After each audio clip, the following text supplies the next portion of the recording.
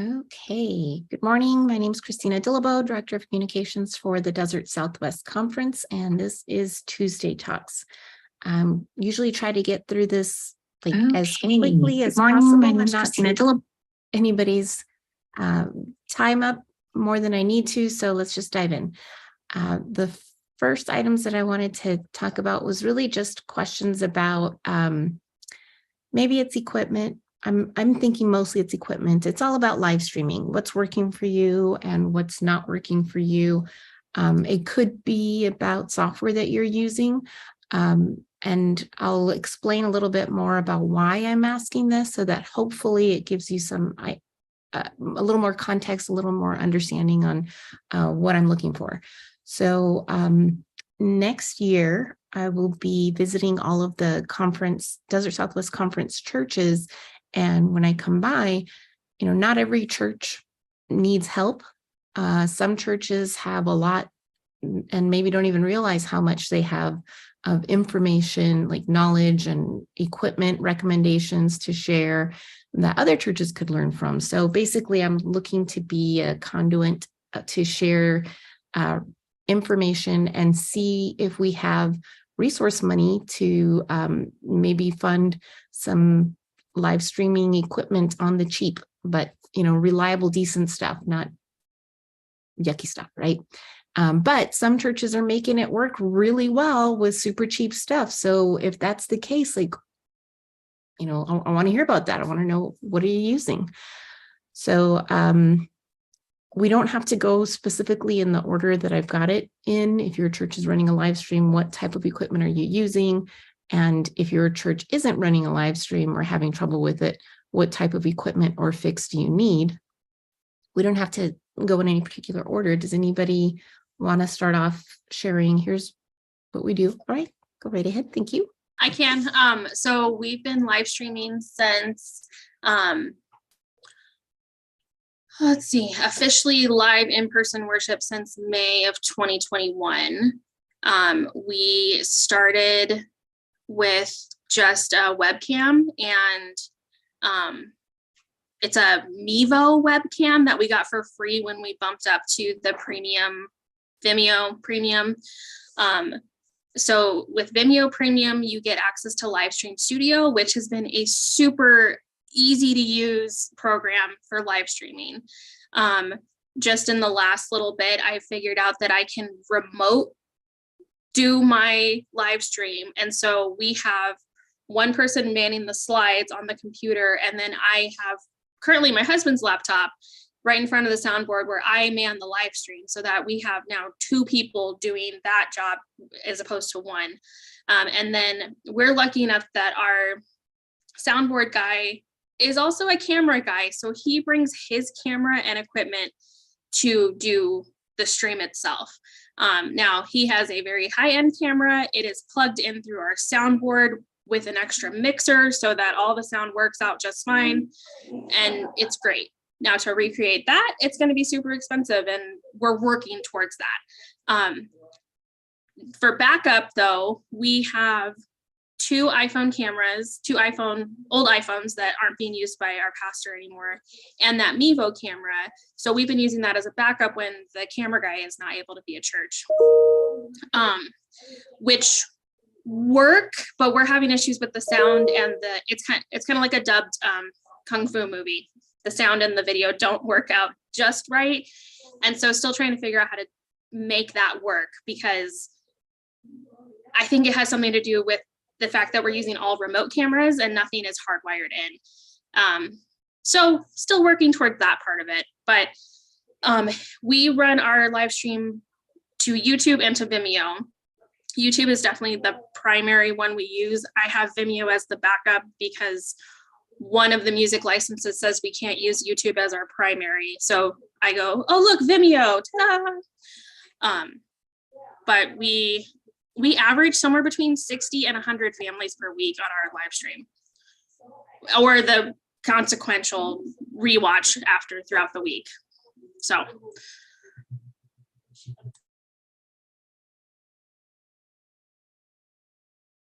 Christina, you're muted.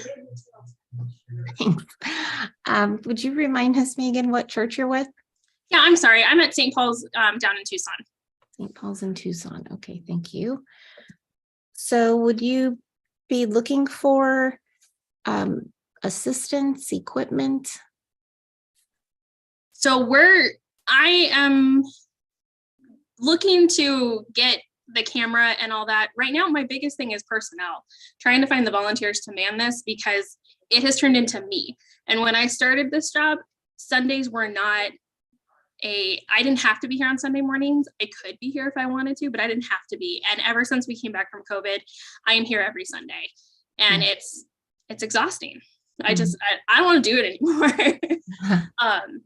And so right now it's not equipment, it's people. That's really what I'm running into. And none of it is difficult. That's the worst part is everyone goes, oh my God, it's a computer. I don't know what I'm doing. And I'm like, honestly, you click the space bar to make the slides go, or you click this button and it changes which camera view you're on. It's not hard. Everything is set up, but my congregation is on the average age of 60 plus. So. Well, and it's intimidating because it's such a big deal anyway. So, I mean, regardless of the age, it suddenly feels like that's a lot of pressure. I don't know. Maybe I'm just throwing this out there for anybody else that's in this type of situation. I wonder if there could be like a no commitment trial run Sunday. Like, if you were curious about what it looks like, if you're not ready to say, yeah, I could do it, but just want to try it out, maybe sit next to someone like Megan and see how they're doing it, and maybe even try it out with having Megan sitting next to you. I'm just using it as an example because you are a live situation. Totally fine. That sometimes helps people realize having that comfort blanket of, okay, Megan's sitting right next to me. So if anything does go wrong, she's here with me and nobody knows that I'm actually the one running it. Then you could try it out and see and ask questions and Megan be right there. And, then at least for those people that may be watching that are thinking, maybe I could volunteer. Maybe I know someone that could volunteer. That's one way of letting them just try it out, to have something to really think about instead of like, sure, I'd love to, but it's too intimidating. I can't. I'm not a techie. And I have, just so everybody knows, we have done that. Right now we run 3 services and 2 of them are live streamed. Our early service right now is the hard one to get volunteers for, because nobody really wants to be at church at 7:15, which I feel in my soul. But luckily our pastor has a high school age son who is willing to run the slides. So he runs the slides and then I sit in front and run the live stream. And I've got a couple other people who have been trained. It's a lot of youth, which is great, but youth are also not necessarily there if their parents aren't there. And so that can be hard as well. It's just, we've been having a big volunteer problem since we came back, even pre-pandemic, but especially since we came back from COVID, for almost everything. So it's not just limited to this specific thing.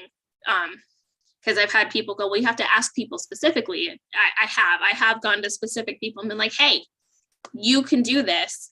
Or people who've even come up to the soundboard and been like, hey, yeah, I'd be interested in this. And then they disappear. They never come back. And you're just like, come on. But yeah, overall though, the way we live stream is just super easy. It's definitely not the easiest. My mom's church Sanctuary just has it to where they've been live streaming for years, and they just turn on the camera and it just views the whole stage. They don't have to change anything. They don't have to move it around.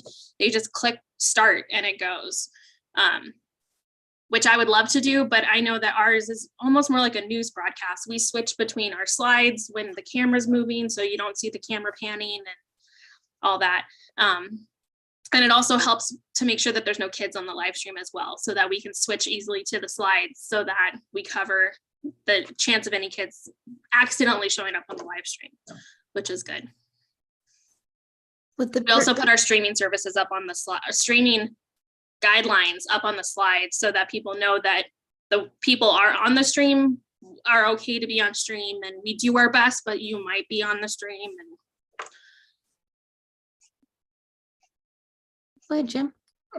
I really feel for what Megan was saying, because we had our soundboard operator leave several months ago. And I've been trying to attract, I get to do it in my spare time, right? And I've got other things going on. So I teach Sunday school and this type of thing. And it, you know, I get to run right from one building to another to get this church service started. But we finally did find an ASU student who, she's what, a second year, but she's only able to be there maybe 3 Sundays out of 4. So somebody has to fill in. And she's very talented too, but the staffing is nothing. We would like to start live streaming, but I haven't found anybody that could be doing that while I'm doing other things. So. Yeah, I wonder what it would, if it could work out where maybe there is a stationary camera and, you know, like Megan was saying, your mom's church does it. Like, there is software, and I'm not thinking of it, OBS maybe, where you can do the slides and switch to the camera. But if there was just the one camera, like it doesn't look as great. But if you considering the options of, okay, so employee burnout or live stream that doesn't have the news broadcast feel, like let's do the, I don't know, just a thought. Okay, who else wants to share what you've got going on? Some recommendations maybe. All right, well, oh, go ahead, David. Well, I could a little bit. We're using an iPhone, iPad, you know, an Apple-based solution, and it's not quite a plug and play one in that you have to pay for a service for this company. We're using Switcher Studio, and we're having the same issues with enough people to push the buttons and all that. And so we're training some more. We have one who's a mother of a young child. We got a call maybe 10 minutes before our praise service. Daughter is ill, cannot come, you know. So you get those kind of, you know, those kind of unfortunate things, and you just try to run with it some other way. And that, so the single camera, we really should have a fallback. That would be good for those who are using a more complicated system where it takes somebody running the slides and somebody switching cameras and all that. Then having a single camera fallback shoot is probably a good idea, you know. And one can do that with, say, like an iPhone or an iPad.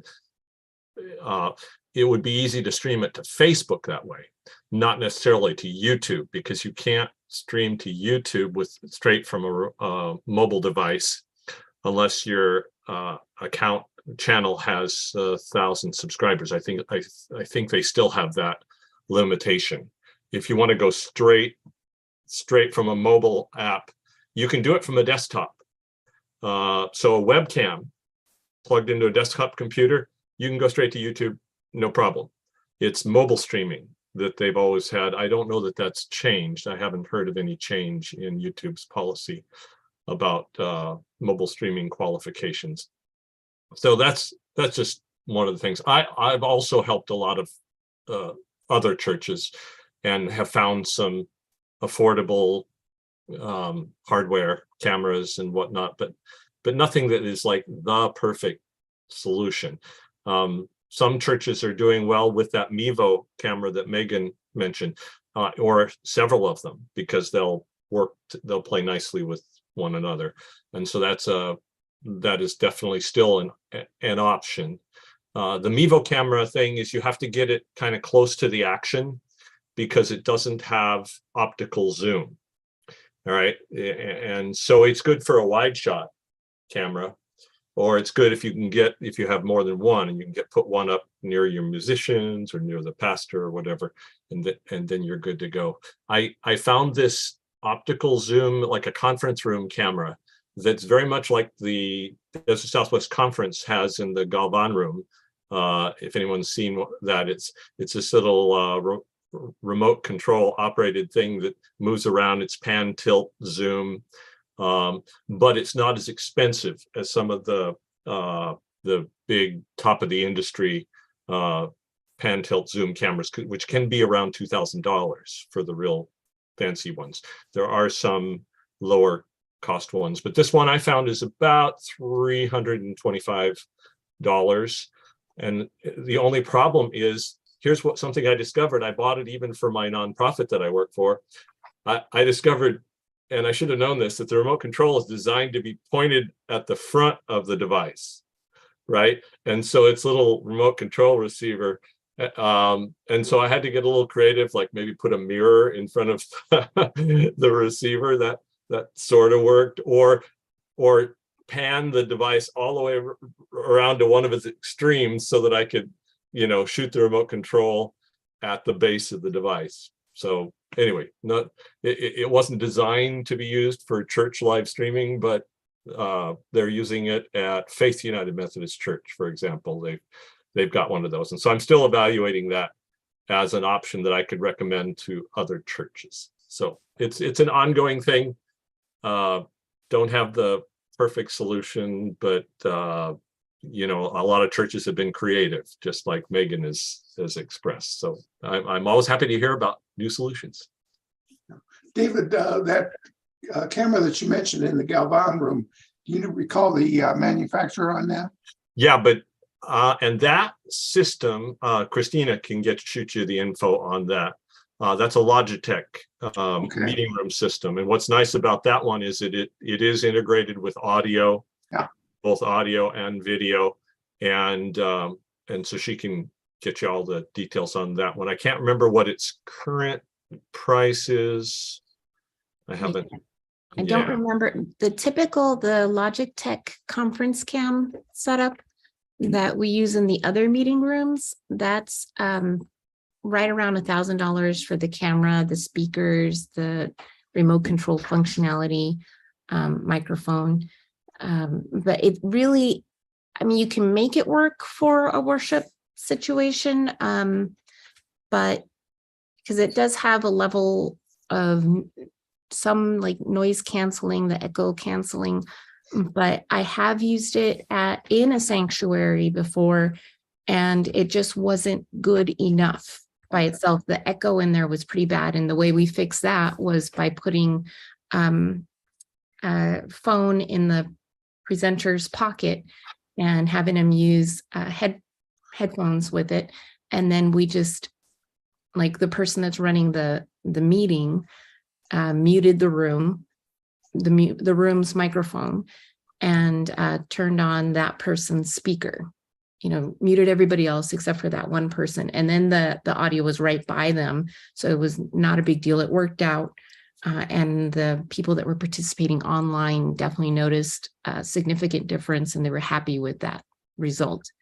I haven't been a person that's online when that happens, so I can't speak to just how good it really is.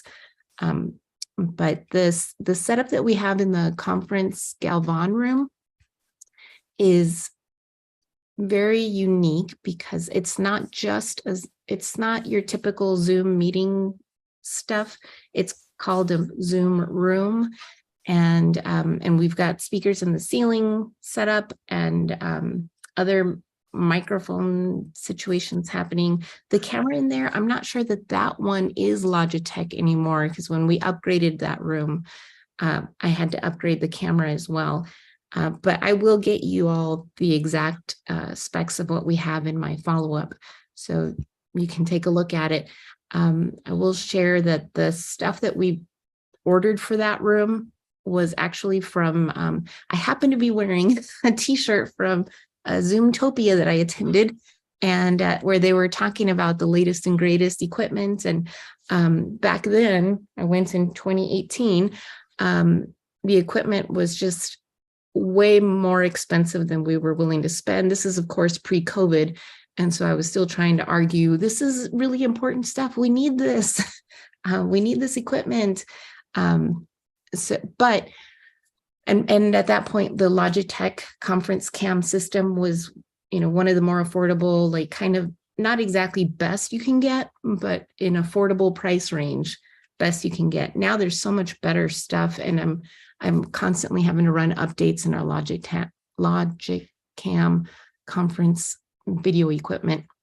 Still works, but yeah, there's much better things out there, which that optical zoom that David Topping was mentioning, that's something, if you start Googling for what type of equipment, what a cheap webcam, optical zoom is a very important piece, because that's what gives you like the clear high definition. You can be way in the back of the room and make it seem like you're really this close and have a nice clear image. So that's, Yeah, I'll be happy. I'll send you the latest link on that, Christina, and you could share that maybe in the resources, because I've encountered two of them now. I bought one for the church and one for my nonprofit, and I used it in a big room in a big meeting, and the camera stuff was fine. It doesn't do audio, and so that's why it's always a better solution to get your audio straight off the soundboard and into whatever output platform, what sort of streaming platform you're using. And that's where that mention of OBS is still a good still a good thing. A lot of the churches are using OBS because it can take different inputs, webcams, audio feeds, and then you get to be like a TV studio in your screen. So anyway, good stuff moving along. No, there's no, spend $200 and you have this wonderful audio visual setup for live streaming. I don't think that exists. I mean, the closest thing to it would be having this kind of rig of your iPhones in your pocket to be the audio, and other iPhones, one camera and another, but then you're very volunteer heavy. You need someone to manage the different cameras and mute this, and then now turn on the microphones for the choir. And, it takes a lot of finagling. So, there's, like David was saying, there's no one solution for every church. The sanctuaries are humongous sizes, or tiny, or no sanctuary. It's a traveling ministry. So what's something that could work out? Like, if you have the funds, if you've got a generous donor, or looking at a grant and wondering what's the best way that we can use this grant money? If there's anybody that wants to share, what type of equipment does your church use? Thank you, Chris. So we have the full studio. We have 2 fixed cameras that are pan tilt zoom, one in the very back of the sanctuary, and then one over on the side by the choir. And then we use the Livestream Studio as our live switching software. I'm sorry, I'm with Dayspring in Tempe and Arcadia. So, and this is the Tempe sanctuary that I'm talking about. We don't have streaming in Arcadia. We have, we have a new soundboard. We use ProPresenter as our slide software, and that's been pretty good. And the version that we're using is no longer supported, but I don't even think we need to change it, because it's working so well that, unless we have major issues, I don't know that I'm going to go ahead and pay for that upgrade, because we don't do a lot of, we're not really heavy with the graphics or anything. But yeah, it's a lot of the hardware is Blackmagic, and we started live streaming back in 2018. So I think 2018 might have been, it might be even longer than that. But it is pretty volunteer intensive. I'm glad I'm not the only one who's having issues finding AV volunteers. But we generally have 2 people in the booth for each service, and we'll have one person who does audio and slides, and then one person who does the cameras and the production. So switching cameras and going between slides, things like that. Okay. Can you share a little bit about what ProPresenter is? How do you use it? Yeah, so ProPresenter is it's a type of software that works with the streaming. So For example, we have situations where we'll just have like the text, whether it's the text of a hymn or like responsive text, and we'll just have that, and that'll be overlaid on top of the live shot. So we might have our liturgist up speaking, saying that, the opening call to worship, and then their words, and the response will be printed out underneath them, but it also goes to the projectors in-house. So it shows both in-house and online, but So you can turn it off. So Yeah, so using ProPresenter, you're basically, if you have, let's say, PowerPoint slides or Keynote slides or whatever, you import them into the software ProPresenter. And if you have your music lyrics instead of a pretty slide, then you put those in there and it acts like an overlay, right? But you're managing everything in the one software instead of switching, okay, now to PowerPoint, and now I've got a video, so I've got to turn on my video player. It's all in that one ProPresenter, right? right. Nice. Okay. And I think it may have changed now, but I think ProPresenter is more of a PC-based software. Is that, do you know? We use it on Macs. We're all Mac. So Nice. Awesome. Okay. Good Yep. to know. Anybody else have something to share about what's working, what's not working? What do you need? I'll share the list of what the type of equipment that we use in the conference rooms at the Desert Southwest Conference office spaces. And what else was it there? So David, do you have any items already that like, okay, well, here's what we did at this church that might work, or it's just never quite good list? Such a wide variety, I have that one camera that's kind of my go-to now for a one camera pan tilt zoom. Although I'd like to combine that maybe with a static webcam, and that can be any, that can be any webcam. So no, I don't have a nice write-up that, like a package deal right now. Do you remember, I wonder if this is the same camera you're talking about. There was a camera that I think we bought it for one of the gifts for prizes this past annual conference, that it either does a 360 view, maybe it was that, or that you can change the settings so that it automatically follows the person. I think that might have been one of those owl, no, or maybe it wasn't, because It was those are, something else. yeah. But tell about the owl one, because that's a good one. So too. that's for, they primarily use that in higher end conference room setups, because I think it can have some artificial intelligence where it can follow, it has more of a wide angle or even a 360. Okay, and so it's a little mini tower thing. It's just a popular high-end conference camera webcam. We found a less expensive version that doesn't do the following, but still has a wider angle, and it still looks like a little tower. And so it's good to set up in a meeting. But those solutions I don't think are wonderful for worship streaming. All right, thanks.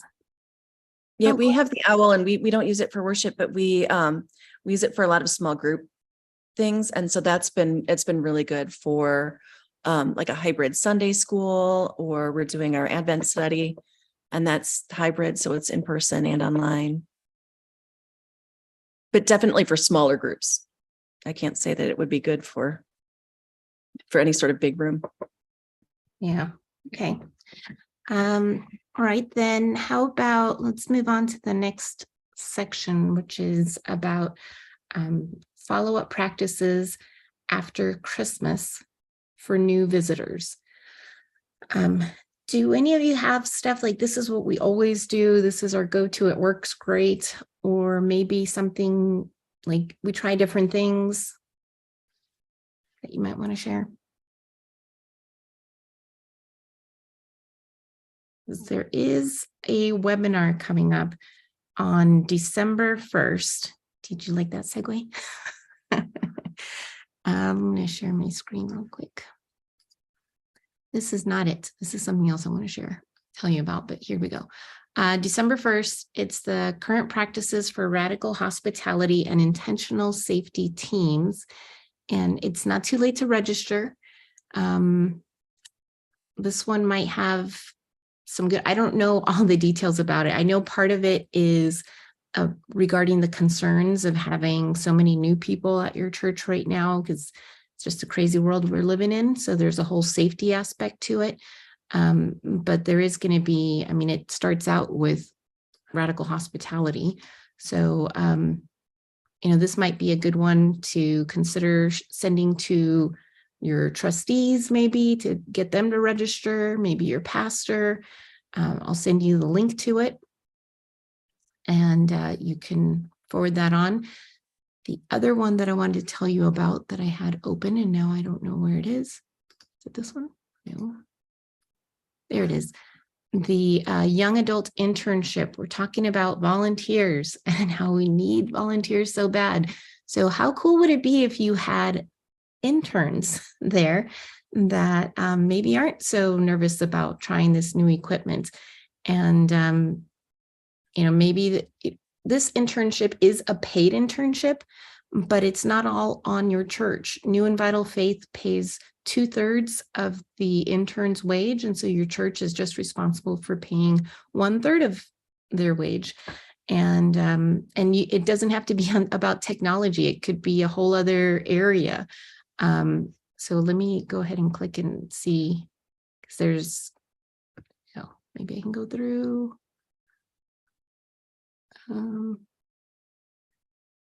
So it could be, there we go. There's one about the music team, social media or marketing. So there's not a ton of different areas, but, it could be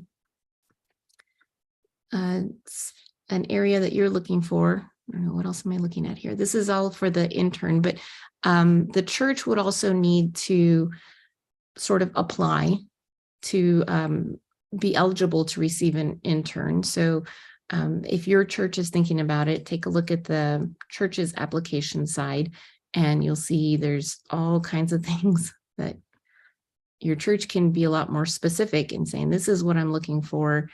And there's about the cost, and just, tell a little bit more about your church and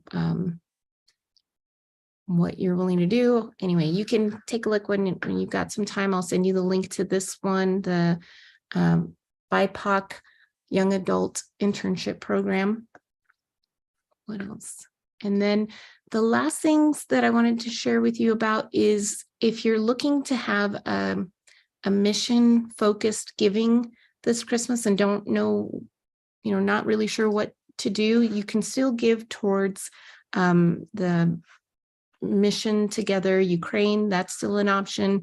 And if you haven't heard about it, you can also give to support Fort Yuma UMC. It's currently our only Native American ministry in the Desert Southwest Conference. And this church is over 100 years old. The sanctuary is a historic building. You'll be able to, if you haven't already read the article about, oh my goodness, it was in terrible, terrible shape. And they've got a new pastor there. And not only is it a Native American ministry, they're also trying to expand it into a Hispanic ministry. But it's just the building itself, like they can't have worship in the sanctuary right now because there was just all kinds of problems. Read the article, you'll find out about it. But so there are giving opportunities, but there's also volunteer opportunities. In January, UMVM is coordinating a mission trip to Fort Yuma. I think let's see, do I have that information in here? January 19th through the 22nd. So if you rather do like hands-on type of work, that's a great opportunity to get people together and work on that. But I'm going to be adding to this one, I'm adding two things. The pastor has provided kind of a wish list of here's some of the things that we need. I'll link that in here today. The other thing I have, so Gary Simon created photo slides. He talked to his church at Prescott Valley UMC about Fort Yuma. And so this Prescott Valley decided, well, let's make it our November mission giving focus. And he talks about it. So Pastor Amanda re-recorded his talk about Fort Yuma, and she's just packaging that up for us now. And so I'll link that video here as well. So if you rather just play the video during worship or whatever for your mission focus, you can play the video so your worship visitors can learn more about it and decide if they want to give financially, if they want to sign up to volunteer or cover one of the, donate whatever it is that they needed. It could be items that they're looking for. So it doesn't have to be money or volunteering, could be items. So questions about that? Okay, then, thank you for the links to the camera, David, or the link. And I will include that in the follow-up notes. If there's nothing else to share, anybody have anything? Then we can be all done. Thank you very much for joining me today.